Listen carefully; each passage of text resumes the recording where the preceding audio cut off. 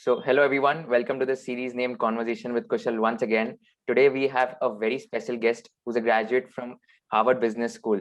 For those of you who don't know the ranking of Harvard Business School for an MBA, as per QS Rankings 2020, it is ranked 5th across the globe. Her name is Gayathri Ramkrishnan. So let me just take a minute and introduce her. So Gayathri is a Chartered Accountant and MBA from Harvard Business School. She got an All India Rank 7 and All India Rank 2 in her CPT and IPCC exams and graduated among the top 10% at Harvard. Prior to her MBA, she started her career in management consulting in BCG, that is Boston Consulting Group, in India and Europe offices. Post MBA, she pivoted to finance to work in Wall Street at Bank of America in equity research, where she covered the largest global banks and asset managers. She will be moving shortly to a public markets investment fund called Arga Investment Management that manages $8 billion and invests in global equities out of Connecticut and India. She also runs a nonprofit and enjoys reading, art, traveling, and cooking in her free time. So kudos to you, Gayathri, for such amazing achievements. And thank you so much for accepting my invitation and coming up on the show. The pleasure is all mine. Thank you, Kushal. I think you're running a fantastic initiative here to educate CA students and expose them to a world of opportunities outside. It's my pleasure to be here and support the community. Thank you. Thank you so much, Gayathri. So Gayathri, quickly, could you just brief us about your CA journey? How was it? How did it go? Sure. I chose to do CA because I was really inspired by the professional growth of my father, who is the founder and managing partner of a CA firm called K. Ramkrishnan Co. Growing up, I had seen the firm grow from a small establishment to a large organization, serving several market leading public companies, SMEs, and business leaders. And I wanted to be a part of that legacy. I also felt that the analytical rigor of the chartered accountancy course would serve me well, irrespective of which career path I took. And hence, I dived into CA right out of high school.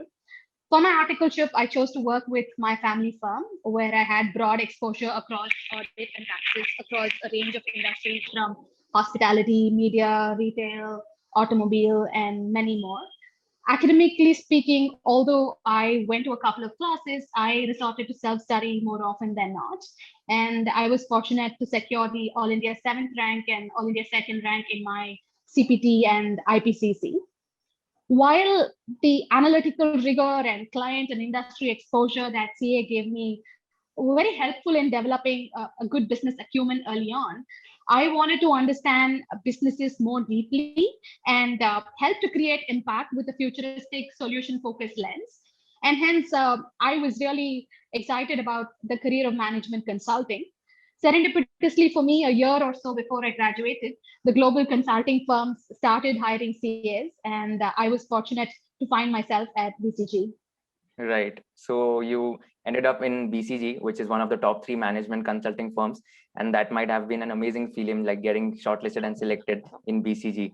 So just asking about management consulting firms, like what is one thing which you learned over the course of 3 years at BCG, which really helped you groom your personality? Absolutely. I think a place like BCG can be a great springboard early on in your career. For me personally, I think BCG gave me a generalist mindset by exposing me to a variety of industries and functions ranging from strategy, operations, sales and marketing, technology, HR, and so on. In that process, I learned to hone my problem solving and communication skills.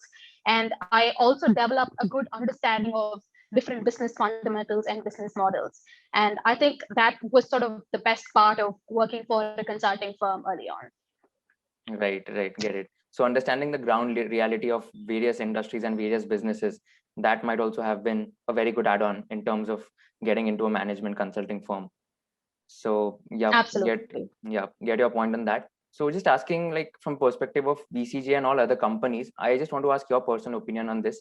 Do you think that, like, in leadership and strategy roles, are MBAs preferred over chartered accountants? If yes, then what's the reason according to you?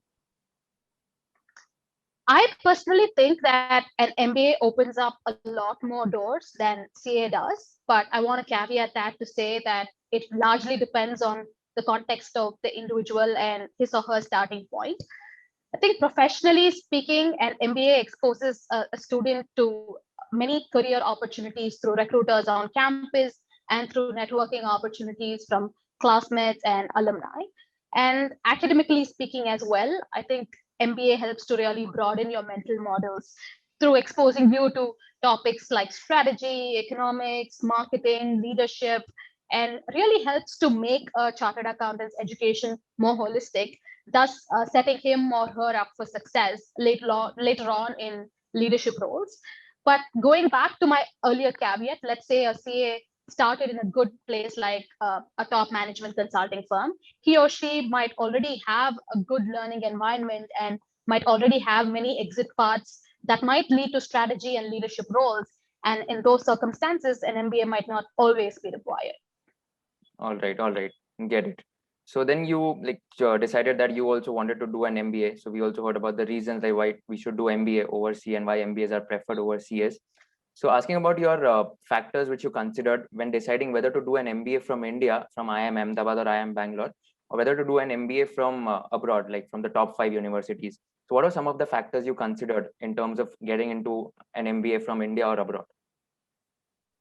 I think that's a great question. I think personally for me, there were largely two reasons. The first one was learning.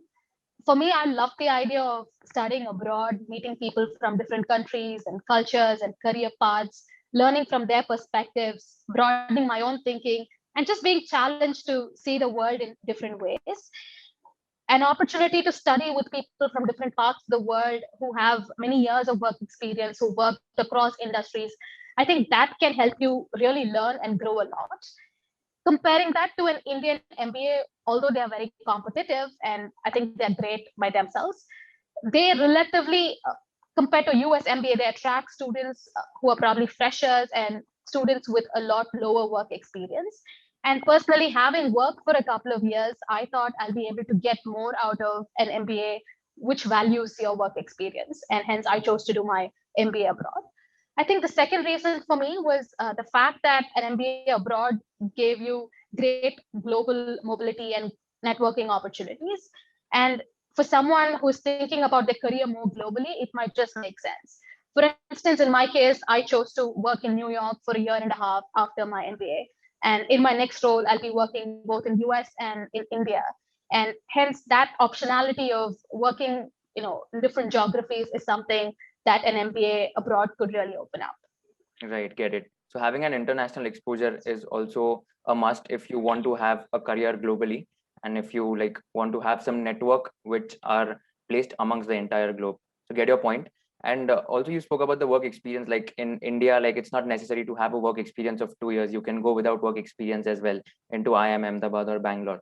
So just speaking about the timing of an MBA, so what according to you would be the ideal time to get into an MBA program? After having a work experience of say 3 years, or just before getting a work experience, we should directly do MBA and then we should work? So what's your view on this? Absolutely. So I think it really depends on where you are in your career and where you want to get your MBA from. But let's just talk about that in the context of an international MBA because that's where we are. From, I think, an application standpoint, having a couple of years of work experience, say maybe 3 to 4, really puts you in a good position because at the end of the day, you're really competing with smart people who work for several years, have senior titles, have great salaries, and hence having a couple of years of work experience would help you have a better competitive standpoint. From a competitive standpoint, it will help you have a better position. I think even from the perspective of making more or taking value from an MBA, I think having a couple of years of work experience really helps because you're more self-aware, you know what you want, you've worked for a couple of years, you've seen different aspects of businesses, industries, maybe some functions, and you know your own preferences and choices.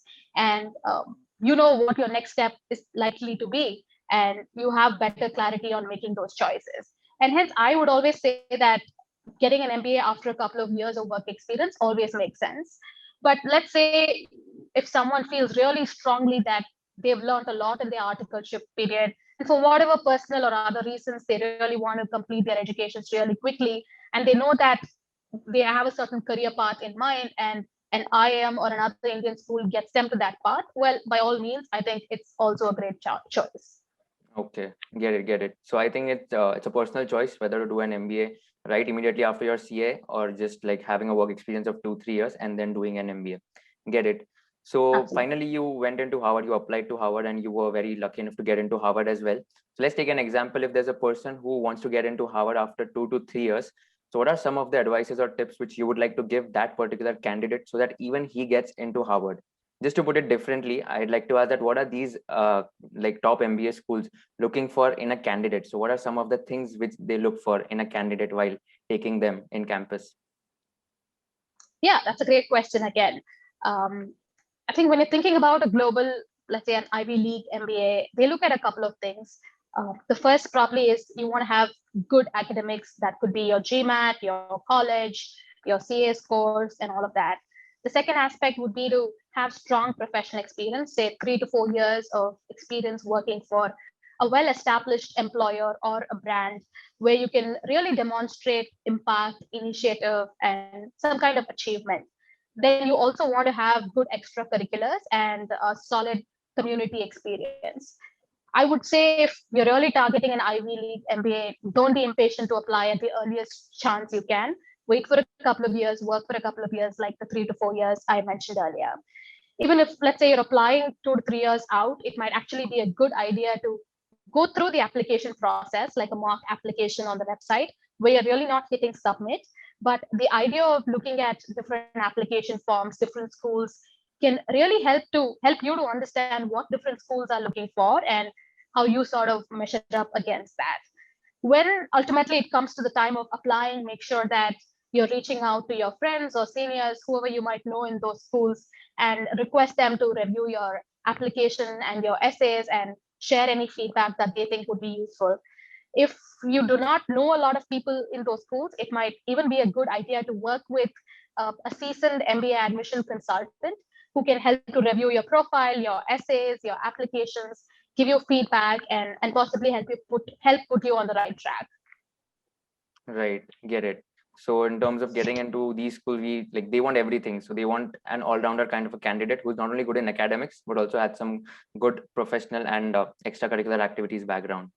So get it. You also Yeah. mentioned, yeah. So you also mentioned about the GMAT score and academics. So just diving down into your GMAT journey. So how did you prepare for your GMAT, and what was your score? Sure. I prepared for my GMAT, I think largely during my time at work. I would take out some time every evening and during the weekends. The GMAT, at least the time when I took it, I'm not sure if it's changed. It used to have the quant and the verbal section. And for the quant section, I largely resorted to self study, got a couple of good books, and would just prepare myself. For the verbal section, I felt that knowing those hacks or those techniques that a structured program can give you can be pretty helpful, especially when it comes to managing time and speed. And I think I resorted to using an online program that was called EGMAT, which is pretty good. My score was 730, and I think that was sort of little above or around the school's median. And that's all you want to worry about. You don't want to be super fussy about hitting that 780 or 790, because I hear a lot of students keep writing again and again so that they'll hit the top scores. I think once you have, you're at or above the school's median, you shouldn't worry about it. And one more thing to keep in mind is also the idea of taking a lot of practice tests. I remember taking many of them closer towards my exam, and I would really spend a lot of time reflecting on my mistakes and my performance. And that experience really helped to improve my scores and performance eventually. Right, get it. So thanks for clarifying this myth that we should score 770 or 760 plus to get into Harvard, because a lot of students feel that we should score above 750 or 760 to get into these top institutes like Harvard, Stanford, or Wharton. So yeah, thanks for clarifying this myth. Moving on to the next part of the application process, like you also need some letter of recommendations as well. So how important are these letter of recommendations as a part of application process? And ideally, whom should we approach in order to write the letter of recommendation? Yes, I think the letter of recommendations are really important because they help to validate your achievements and your strengths, and also help to add a bit of color to your personality. A couple of things to think about while seeking recommendations is, first, reach out to people who have worked with you, who know you really well, and who can vouch for you. Ideally, someone you reported to, someone senior to you. Ideally, a person should be able to talk about you from professional, personal, as well as interpersonal standpoints, and only someone who's worked very closely with you will be able to do that. The second thing to do is reach out to people who you think can bring out different aspects of your personality, your strengths, and your achievements, and different stories from your life. Ideally, there are two recommendations, or sometimes there could be even be three, and you want to make sure that it's not repetitive or overly similar. The third thing to also think about is to really help your recommenders with a lot of supporting material. You want your recommendations to be filled with a lot of rich stories and narratives, and you just don't want them to be a paragraph filled with flowery adjectives. Hence, make sure that you're helping your recommenders and helping them to refresh their memories of working with you.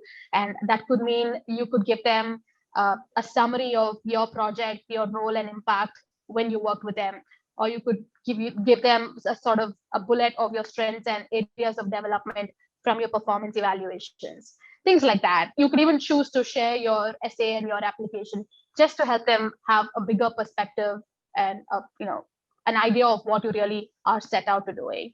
Those could be really helpful. Right, get it. Thanks for these valuable insights as well. Finally, you got into Harvard. So how did you go about this mental shift? You were in India and then you have to go to Harvard. You're going to attend the classes with one of the top minds of the world. So how did you go about this mental shift? I was super excited. And in fact, if I could do it again, I would just go ahead and do it all over again. An MBA really keeps you on your toes because there's always a flurry of activities. There are interesting courses. There's a vibrant social scene and opportunities to build friendships. And then there are a lot of interesting career opportunities as well. And hence, I remember feeling like a kid in a candy store more often than not. And I frankly had a very nice time trying to juggle different balls. Speaking of, I think the competitive, lens, I think I went in not thinking of it like a competitive rat race, but rather as a journey to really become more self-aware, learn from some of the most accomplished people around me, and just challenge myself to become a better person and a leader. Right. Glad to hear that. And I think even this kind of attitude is going to help all of the people to succeed in future, like having a healthy Absolutely. competition and just learning from each and everyone around you. So yeah, glad to hear that. So just asking about your experience at Harvard for 2 years, how is Harvard Business School different from other MBA schools, and what do you think sets Harvard apart from all the other institutions? Got it. I think academically speaking, Harvard has a unique case study model wherein for every class you read a case, and the class is a 90-minute discussion of the case study where you're discussing it with your peers, a classroom of 90 plus people, and the professor is just a facilitator of that conversation. So you're really learning from your peers in the classroom, and your friends tend to bring different ideas, different thoughts, sometimes things that you've never really thought about yourself. And that's really where the learning happens. Often we'd also have the protagonist of the case in the classroom.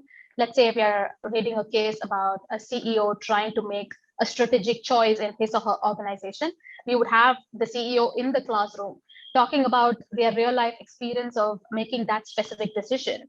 And those are great opportunities to learn from amazing business leaders. And hence, I personally love the case study method. I think professionally speaking, different business schools have their own niche.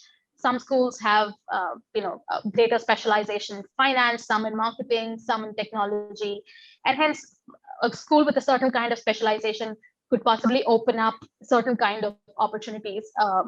In the case of Harvard, it's more of a general management program wherein the school is exposing you to broad ways of thinking about management. And there are a broad set of career options, but not necessarily focused on just specific niches. And I think that's very important to keep in mind, depending on where you want to go in your career, and choose the school that really fits that career path for you. Right, get it. So from what I've understood, in terms of getting a very good exposure in management, Harvard is a very good option. So post your MBA, you applied to Bank of America and you worked there as a research analyst. And now you're going to move into a buy-side equity fund. So can you just speak more about that? Like, how was your experience at Bank of America and what are you going to work now in the new firm? Sure.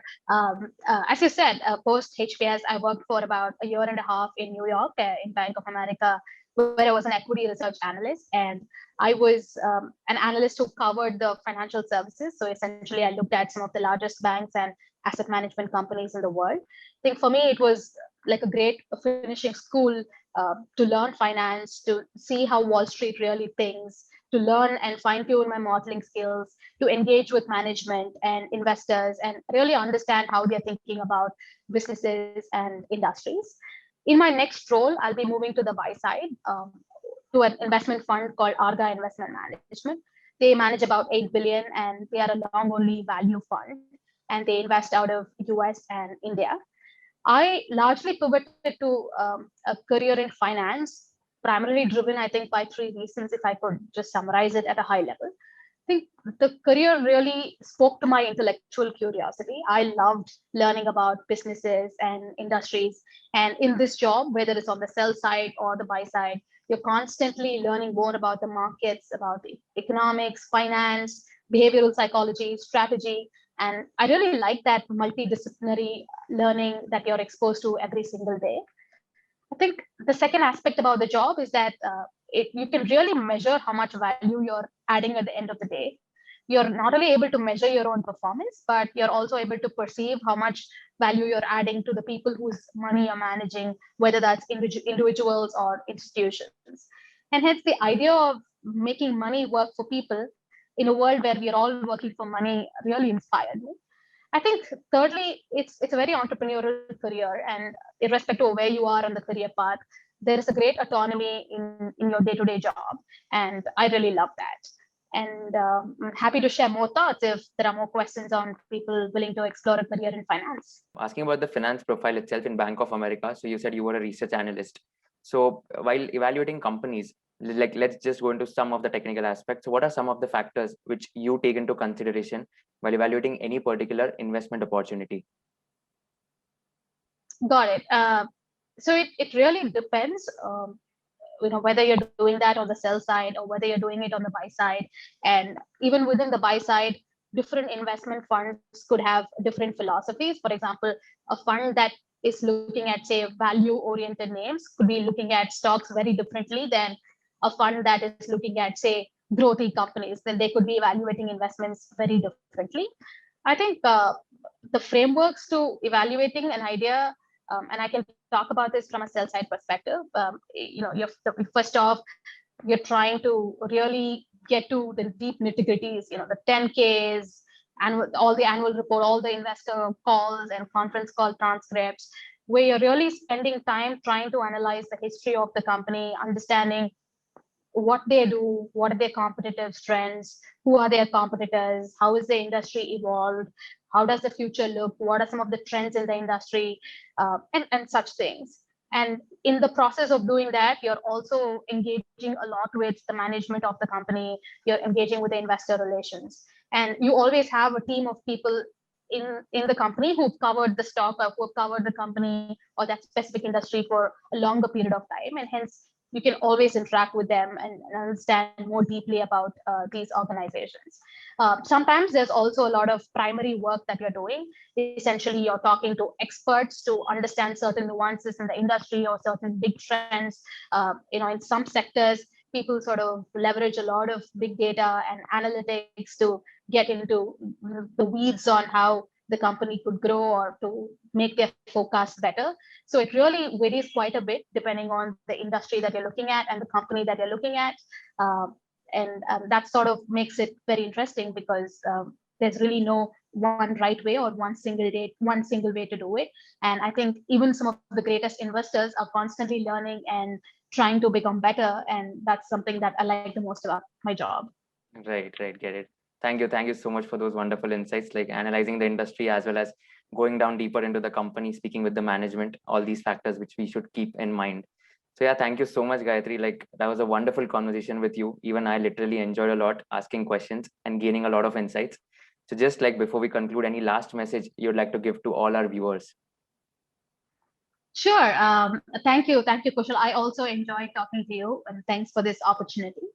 If I could give one message, I would just tell students not to really box themselves or let anyone or even your own self box you into a specific path or a specific mold. I think you should be determining where your aspirations should take you.